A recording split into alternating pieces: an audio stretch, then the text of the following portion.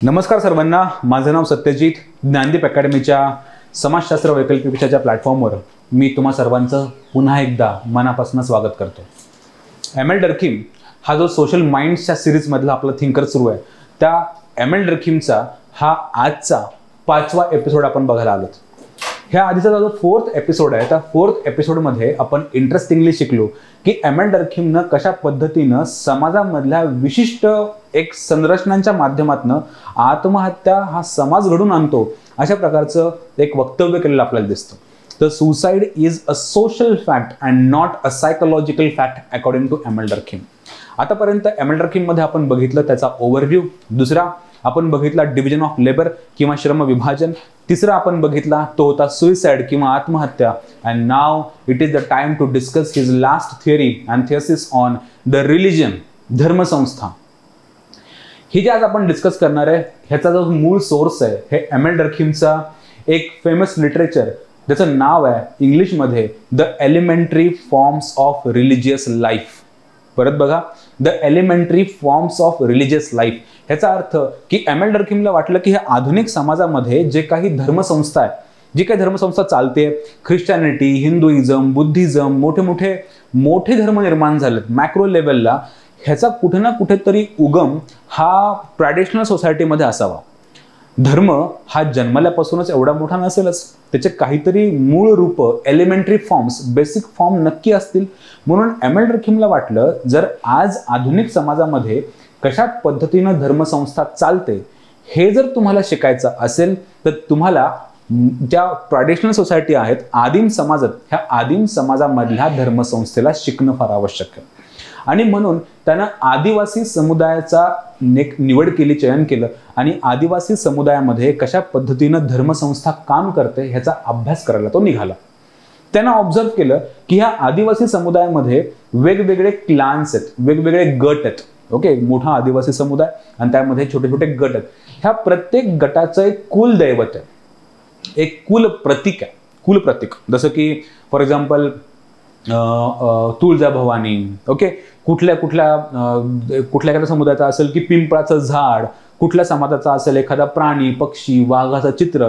Exactly M L. डर्कीमनं observe केलं की ह्या आदिवासी समुदायामध्ये जे छोटे छोटे गट आहेत, ह्या प्रत्येक गटाचे कुल प्रतीक आहे आणि हे कुल प्रतीकाची ते पूजा करतात. आणि जेव्हा ते आदिवासी समुदाय पूजा करायला एकत्र येतात, त्यांची नॉर्मल लाईफ सोडून जेव्हा ते एकत्र येतात तेव्हा त्यांच्यामध्ये एक विशिष्ट प्रकारची एनर्जी संचारते. एनर्जी, दे डान्स, राईट. ते काही मंत्र म्हणतात, डान्स करतात, हसून खेळून राहतात. आणि अशा पद्धतीनं त्यांना वाटतं की आपण देवाची पूजा करतोय, पण त्यांच्यामधली एनर्जी ती देवानं दिली आहे. पण एम.एल. डर्कीमचं ऑब्झर्वेशन काहीतरी वेगळं आहे, ते आपण आज डिस्कस करू. According to M L. डर्कीम, बरं जाऊ द्या, मी तुम्हाला विचारतो की तुम्हाला काय वाटतं की मानवाचा जन्म देवानं घातलाय? Of course yes. काही शतकांपूर्वी आपण हे स्टेटमेंट द्यायचो, धर्मसंस्था पण ह्याच भाष्य करायची, धर्मसंस्था पण हे सत्य सांगायची की मानवाचा जन्म हा कोणी घातलाय तर तो देवानं घातलाय, देवानं दिला, राईट. पण एम.एल. डर्कीम प्रूव्ह करतो, सांगतो की नाही, ऍक्च्युली मानवानं देवाला जन्म घातलाय, ना की उलट. आणि ॲडिशनली एम.एल. डर्कीम हे पण म्हणतो की धर्म म्हणजे देवपूजा नाही, धर्म म्हणजे देवाची पूजा नाही, धर्म म्हणजे समाजाची पूजा आहे. धर्म म्हणजे समाज स्वतः समाजाची पूजा करतोय. अशा पद्धतीचं इंटरेस्टिंग ऑब्झर्वेशन एम.एल. डर्कीमनं मांडलंय. ते कसं मांडलंय? ते मांडलंय त्याच्या फेमस टॉपिकमध्ये. त्या टॉपिकचं नाव आहे, त्या कन्सेप्टचं नाव आहे टोटेमिझम. टोटेम, ओके, ज्याला आपण मराठीमध्ये म्हणतो कुल प्रतीकवाद. ओके, आता हे त्यांनी कसं ऑब्झर्व केलं? त्यांनी एक अरुंडा वगैरे ट्राईब ऑब्झर्व केली आणि ह्या ट्राईबमध्ये त्यांनी ऑब्झर्व केलं की ह्या मोठ्या आदिवासी समुदायामध्ये असे काही आदिवासी गट आहेत आणि ह्या प्रत्येक गटाचं एक विशिष्ट कुल प्रतीक आहे. ओके, फॉर एक्झाम्पल इथलं कुल प्रतीक असेल एखादा पक्षी. ओके, एखादा पक्षी, ह्यांचं कुल प्रतीक असेल एखादा प्राणी, मे बी मगर किंवा वाघ, ह्यांचं प्रतीक असेल एखादं झाड. आणि ते काय करतात की for example let's say this, ह्यांचं कुल प्रतीक आहे एक पिंपळाचं झाड असं आपण इमॅजिन करू. मग हे काय करतात, हे लोक ह्या कुल प्रतीकाभोवती जमतात आणि they dance, they celebrate, they worship this. Okay, हे प्रत्येक जण तिथे जमतात, एकत्र येतात आणि वर्शिप करतात. तुम्हाला आठवतंय का, तुम्ही काही वर्षांपूर्वी एक मूवी बघितला असेल, अवतार नावाचा एक ॲनिमेटेड मूवी होता, फार गाजलेला मूवी तो हॉलिवूडचा. आणि त्यामध्ये ती I am not able to recall the name, पण त्या झाडाभोवती ते सगळे एकत्र यायचे, त्याची पूजा करायचे. Exactly like that. आदिवासी समुदाय त्यांच्या कुल प्रतीकाभोवती, ज्यांना त्याच्यावर विश्वास आहे की आमचा ओरिजिन हा आहे, आमचं कुळ प्रतीक आहे, राईट, ते एकत्र येतात, डान्स करतात, सेलिब्रेट करतात आणि त्यांच्यामध्ये एक विशिष्ट प्रकारची एनर्जी जाणवते, एक फील होते. आदिवासी समुदायांना वाटतं की हे देवामुळे होतंय. आदिवासी समुदायांना वाटतं की हे आपण देवाची पूजा करतोय म्हणून आपल्याला ती देव तो एनर्जी प्रोव्हाइड करतोय, ज्यातनं आपण इतके संचारून एक मग्न होऊन काम करतोय, देवपूजा करतोय. पण एम एल डर्खीमचं काम वेगळं आहे. एम एल डर्खीम म्हणतो की सोशिओलॉजी काय ऑब्झर्व करते की actually it is not possible, okay, की देवाने एनर्जी दिली आहे. रादर ते एकत्र आल्यामुळे काय होतं, एनर्जी त्यामध्ये निर्माण होते. जर तुम्ही ऑब्झर्व कराल, तुम्ही for example let's say Diwali, आता आपण आधुनिक समाजामधल्या एक एक्झाम्पल घेऊन बघू. तुम्ही दिवाळीला घरी गेले, मग घरी गेल्यानंतर शक्यतो पुण्यामध्ये तुम्ही एकटे असता, रूममेट सोबत असता वगैरे वगैरे, राईट. पण तुम्ही घरी गेल्यानंतर तुमच्या घरामध्ये एक 10-12 जण एका दिवशी जण एकत्र येतात दिवाळीला. फॉर एक्झाम्पल लेट्स से भाऊबीजीला सगळेजण एकत्र आले. ह्या एकत्र आल्यामुळे तुमच्यामध्ये एक आनंद, हसी मजाक, राईट, सगळं काही गडबड, तुम्ही पत्ते खेळणार, गेम खेळणार, वेगवेगळ्या गाण्याच्या भेंड्या खेळणार, फटाके सोबत फोडणार, पाहुण्यांकडे जाणार, सगळं एकत्र येऊन सेलिब्रेट करणार. पण इमॅजिन करू की दुसऱ्या दिवशी लेट्स से की पाहुण्यांची जायची वेळ आली, मग तुम्हाला किती बोर होतं, गेल्यानंतर तर अजूनच बोर होतं. हे का होतं? कारण तुम्ही एकत्र येता, त्या एकत्र येण्यामुळे जी एनर्जी येते, ह्या एनर्जीची तुम्ही पूजा करता. ही जी एनर्जी आली आहे ही आदिवासी समुदायांना वाटतं की देवाना दिली आहे, पण एम एल डर्खीम तर सोशलॉजिस्ट आहे, त्याला काय वाटतं की समाजांना दिली आहे. बरोबर. जर धर्म म्हणजे ह्या एनर्जीची पूजा असेल, धर्म म्हणजे जर ह्या एनर्जीची पूजा असेल, तर समाजशास्त्राच्या नजरेतनं ही एनर्जी आली कुठून? ही एनर्जी आली आहे समाजाकडनं, राईट. म्हणजे जर धर्म म्हणजे एनर्जीची पूजा, त्या आदिम शक्तीची पूजा, त्या एक अलौकिक शक्तीची पूजा, हे झालं, ही डेफिनेशन झाली आदिवासी लोकांसाठी. पण आपण तर मॉडर्न आहोत, आपण तर सोशलॉजिस्ट आहोत.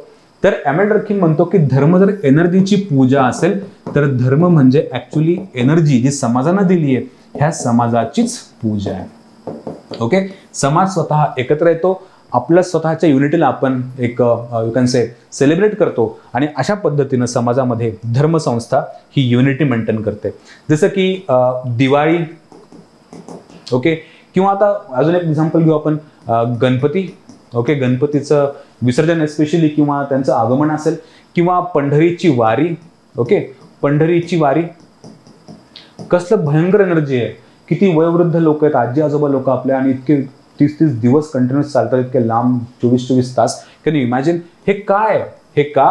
कारण ते एकत्र आल्यामुळे. आणि म्हणून अकॉर्डिंग टू एम एल डर्खीम की जी धर्मसंस्था आहे, ही धर्मसंस्था समाजामध्ये एकता निर्माण करते, समाजामध्ये एनर्जी आणते, त्याची एकरूपता मेंटेन ठेवते, त्यामध्ये सॉलिडॅरिटी आणते. म्हणून धर्मसंस्था अकॉर्डिंग टू एम एल डर्खीम हिचा समाजामध्ये पॉझिटिव्ह रोल आहे. तो पॉझिटिव्ह रोल काय? की समाजामधली एकता कायम ठेवणं, युनिटी कायम ठेवणं. अशा पद्धतीनं इंटरेस्टिंगली एम एल डर्खीम पहिले सांगतो काय, फर्स्ट, की धर्म म्हणजे देवपूजा नाही. देवपूजा तर आपल्या आदिम समाजासाठी ती एक त्याला आपण म्हणू ना भोळे भाबडे लोक, की त्यांना समजून घ्या आपण, राईट, की जी गोष्ट आपल्याला एक्सप्लेन करणं सायंटिफिकली अवघड आहे, त्या सायंटिफिकली एक्सप्लेन करणाऱ्या अवघड गोष्टींना आदिम काळामध्ये देवाच्या नावाखाली आपण त्याला एक्सप्लेन करायचो, की हे देवाची इच्छा आहे. जसं की लेट्स से वीज पडली, किंवा पूर आला, अतिवृष्टी झाली, किंवा वादळ आलं, तर त्यावेळी लोकांना सायंटिफिकली समजून सांगता यायचं नाही की कोरिओलिस फोर्स आहे, टेम्परेचर प्रेशरचं व्हेरिएशन आहे, हे त्यांना सांगता नाही यायचं. ग्रॅव्हिटेशनल फोर्स आहे, राईट, पृथ्वीचं रोटेशन रिव्होल्युशन आहे, किंवा भरती ओहोटी आली, चंद्रामुळे होतंय, हे त्यांना त्यावेळी माहीत नव्हतं.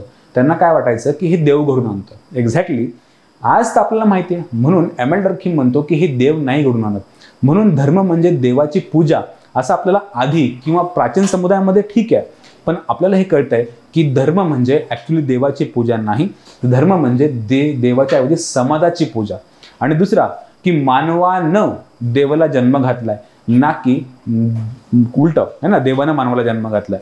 तर एम.एल. डर्किम इंटरेस्टिंगली सांगतो, फर्स्ट तुम्हाला 2 गोष्टी कळाल्या, आणि तिसरा की धर्मसंस्था समाजामध्ये एकता युनिटी निर्माण करतो. अशा पद्धतीनं एम.एल. डर्किमच्या रिलिजन थेअरीला देखील आपण सोशिओलॉजीमध्ये खूप मोठ्या प्रमाणावर सेलिब्रेट करतो. आणि ह्या मुद्द्यावर मी एम.एल. डर्किमच्या थेसिसला कन्क्लूड करतो.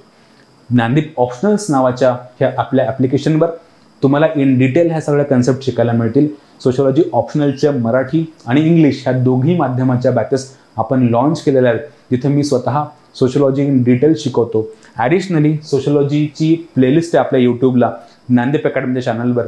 ते आहे प्लेलिस्टचं हा QR कोड स्कॅन, की ज्यामधनं तुम्हाला सोशिओलॉजी शिकता येऊ शकते.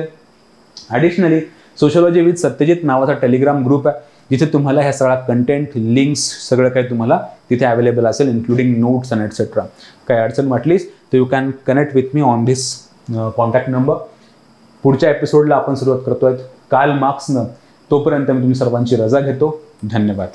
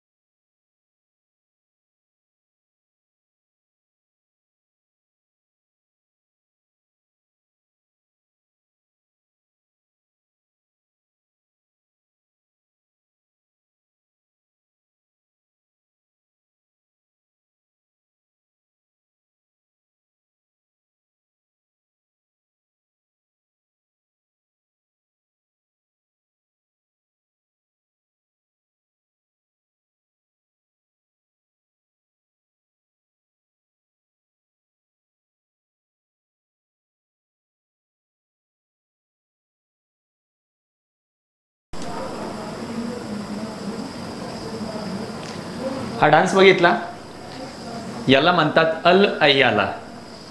डोनाल्ड ट्रम्प यांना UAE मध्ये या पद्धतीने एक अनोख्या पद्धतीने स्वागत त्यांचं करण्यात आलेलं आहे. आता हा डान्स परफॉर्मन्स काय त्यांच्यासाठी तिथं सेपरेटली सेट केलेला नव्हता, तर ही UAE ची एक ट्रॅडिशन आहे, परंपरा आहे, ज्याच्या माध्यमातून युनिटी, प्राईड दाखवण्याचा प्रयत्न केला जातो.